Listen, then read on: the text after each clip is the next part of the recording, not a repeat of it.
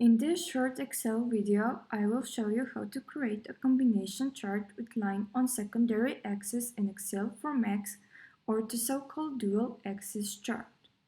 A dual axis chart is a chart that has two data types on the same chart, which share the same horizontal axis.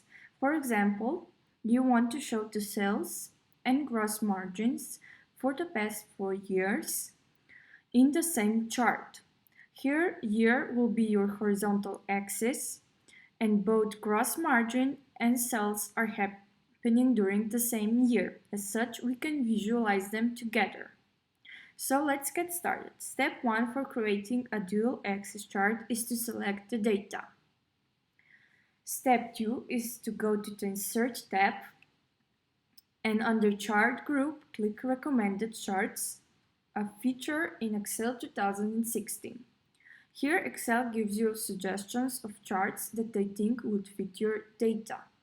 In our case, we can select the first suggestion. Another option is to select from the chart group the option Combo Clustered Column Chart, aligned on secondary axis. However, in this case, Excel does not recognize the year as the horizontal axis. To fix this, you go to Chart Design and click on Select Data.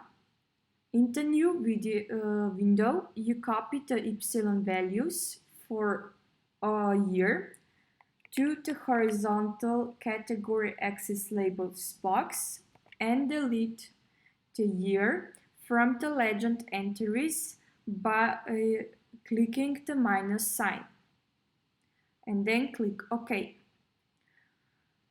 So that should get you started creating dual axis charts in Excel for Mac. Thanks for watching. I hope you found this tutorial to be helpful. If you did, please click the like button below and subscribe to my YouTube channel for more Excel tutorials.